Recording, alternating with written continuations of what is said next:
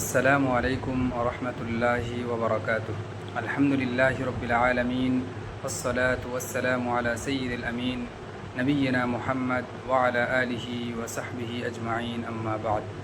আউযু বিল্লাহি মিনাশ শাইতানির রাজীম। বিসমিল্লাহির রহমানির রহিম। ওয়া আতিম্মুল হজ্জা ওয়াল উমরাতা লিল্লাহ। সম্মানিত শ্রোতাবিন্দু, অনেকই খুশির একটি খবর, যেটা আমরা সকলেই জানি, যেটা আল্লাহ রব্বুল আলমিনের পক্ষ হতে মুমিনদের উপরে একটি তোহফা, সেটি হচ্ছে হজ্জে বাইতুল্লাহ।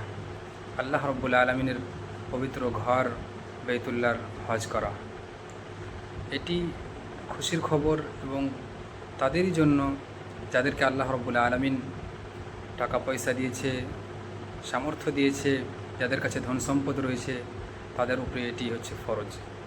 কিন্তু যেই সব মুমিনেরা, যেই সব লোকেরা 5 ওয়াক্ত সালাত আদায় করে এবং তাদের একটি মনের মধ্যে ইচ্ছা থাকে কি আল্লাহ রব্বুল আলমিন যদি আমাকেও ধন সম্পদ দিত, টাকা পয়সা থাকতো আমার কাছে, তাহলে আজকে আমিও আল্লাহ রব্বুল আলমিনের সেই ঘর, নবী সাল্লাল্লাহু আলাইহি ওয়াসাল্লামের সেই দেশ আমিও ঘুরে আসতাম এবং আল্লাহ রব্বুল আলমিনের ইবাদত করে আসতাম।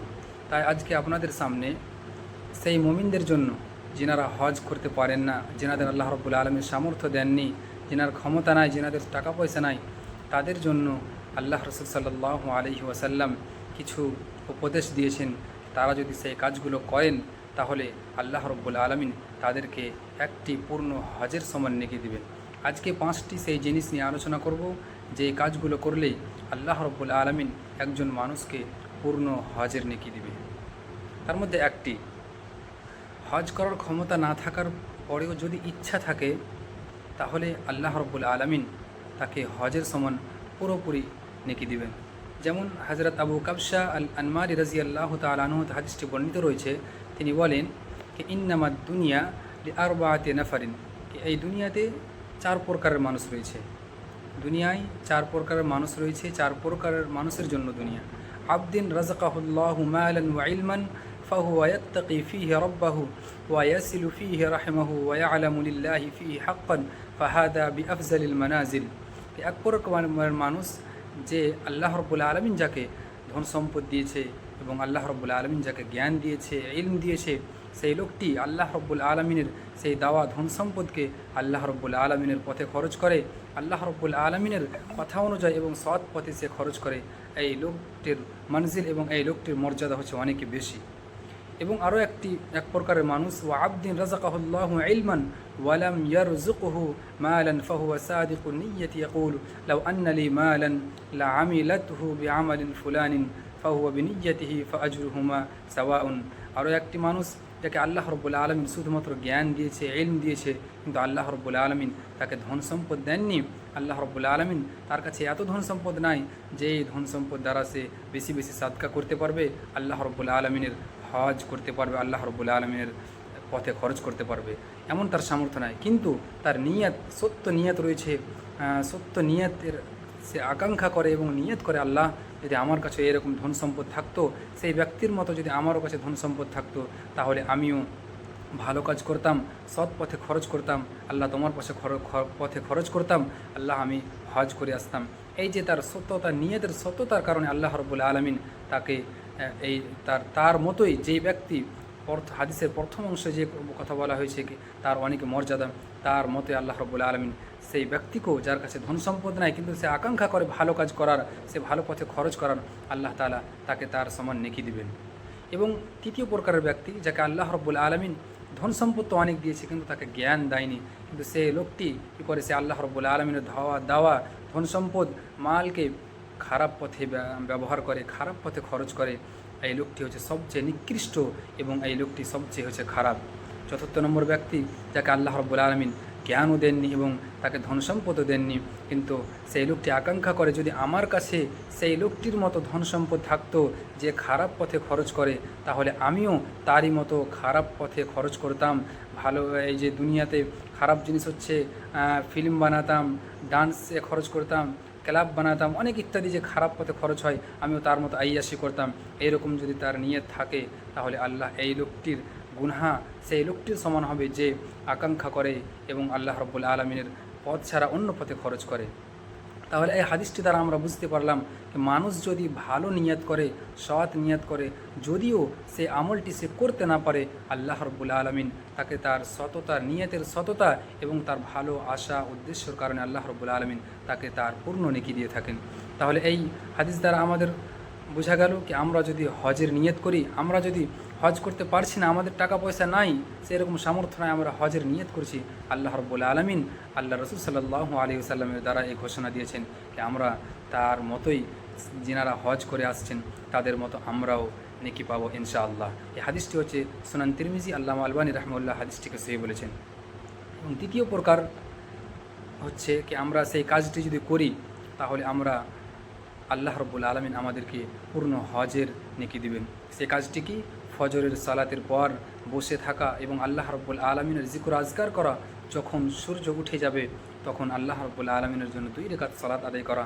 আল্লাহ রসুল সাল্লাল্লাহু আলাইহি ওয়াসাল্লাম বলেছেন তাকে হজ এবং উমরার সমান নেকি দেওয়া হবে। হাদিসটি হচ্ছে মান সাল্লাল গাদাতা ফি জামাআতিন, যেই ব্যক্তি জামাতের সাথে ফজরের সালাত আদায় করলো, সুম্মা কাদা ইয়াজকুরুল্লাহ, তারপরে আল্লাহ রব্বুল আলমিনের জিকির আজকার করতে থাকলো, হাত্তা তাতলু আশ-শামস, যতক্ষণ পর্যন্ত সূর্য না উঠলো সে জিকির আজকারে মশগুল থাকলো, সে জিকির আজকারে ব্যস্ত থাকলো। সুম্মা সাল্লা রাকাতাইন, যখন সূর্য উঠে গেল 2 রাকাত নামাজ আদায় করলো, কানাত লাহু কাআজরি হাজ্জিন ওয়া উমরাতিন, তাকে আল্লাহ রব্বুল আলমিন একটি হজ এবং উমরার সমান নেকি দেন। সুবহানাল্লাহ, কত বড় একটি ফজিলতের কথা। তাই আমরা যারা হজ করতে পারছি না, আমরা যারা আল্লাহ রব্বুল আলমিন যাকে আমাদেরকে সামর্থ্য দেননি, তারা আমরা এই একটি নেকির কাজ, এই নেকির কাজটি যদি করি তাহলে আমরা সমস্ত পূর্ণ একটি হজের এবং উমরার সমান নেকি পাবো। হাদিসটি হচ্ছে তিরমিজির, আল্লামা আলবানী রাহমাহুল্লাহ হাদিসটিকে হাসান বলেছেন। তৃতীয় প্রকার, 3 নম্বর আমল হচ্ছে জামাতের সাথে নামাজ পড়ার জন্য উজু করে বাড়ি থেকে কেউ যদি বের হয়ে আসে তাহলে আল্লাহ রব্বুল আলমিন তাকেও একটি উমরার সমান নেকি দিবেন এবং হজের সমান নেকি দিবেন। যেমন আল্লাহ রসুল সাল্লাল্লাহু আলাইহি ওয়াসাল্লাম বলেছেন, হযরত আবু উমামা রাদিয়াল্লাহু তাআলা আনহু থেকে হাদিসটি বর্ণনা করেন যে মান মাশা ইলা সালাতিন মাকতুবা ফিল জামাআ, যেই ব্যক্তি জামাতের সাথে নামাজ পড়ার জন্য বাড়ি থেকে বের হয়ে এলো, ফাহিয়া কাহাজ্জাতিন, তাহলে তে হজের সমান নেকি পাবে। ওমান মাশাইলা সালাতিন তাতাওয়ুইন, যে নফল নামাজ পড়ার জন্য বাড়ি থেকে বের হয়ে এলো, কাহিফাইয়াকা উমরাতিন তাম্মাতিন, তাকে আল্লাহ রব্বুল আলমিন পূর্ণ একটি উমরার সমান নেকি দিবেন। এই হাদিসটি হচ্ছে সহিহুল জামে, হাদিস নম্বর হচ্ছে 6556। তাহলে এই 3টি হাদিস দ্বারা আমরা বুঝতে পারলাম আমাদের সেই ছোটো ছোটো একটি আমলের কারণে আমরা হজ এবং উমরার সমান পুরোপুরি নেকি পাবো। আরও একটি আমল যেটি হচ্ছে মসজিদের কোনো মজলিস, মসজিদে কোনো দার্স হচ্ছে, দিনের কথা হচ্ছে, সেই মজলিসে কাছে যাওয়া, সেই মজলিসে বসে দিনের কথা শোনা, আল্লাহ রব্বুল আলমিন এই ধরনের লোকদেরকেও আল্লাহ রব্বুল আলমিন পুরোপুরি হজের নেকি দিবেন। হাদিসটি রয়েছে, মান গাদা ইলাল মসজিদি লা ইউরিদু ইল্লা আন ইয়াতাআল্লামা খায়রান আও ইয়ালামাহু কানা লাহু কাআজরিন হাজ্জিন তাম্মাতিন হিজ্জাতুহু। সেই তারগীবের মধ্যে হাদিসটি রয়েছে, যে ব্যক্তি মসজিদের দিকে এলো শুধু এই উদ্দেশ্যে আল্লাহ রব্বুল আলমিনের দিনের কথা আলোচনা হচ্ছে, সেই জায়গায় গিয়ে শুনবো, তাহলে আল্লাহ রব্বুল আলমিন তাকেও পুরোপুরি একটি হজের নেকি দেন। 5 নম্বর হচ্ছে নামাজের পর জিকির আজকার করা। কেউ যদি নামাজের পর জিকির আজকার করে, ফরজ সালাতের পর জিকির আজকার করে, তাহলে আল্লাহ রব্বুল আলমিন তেনাকেও অনেক নেকি দিবেন এবং একটি হজের উমরার সমান নেকি দিয়ে থাকবেন।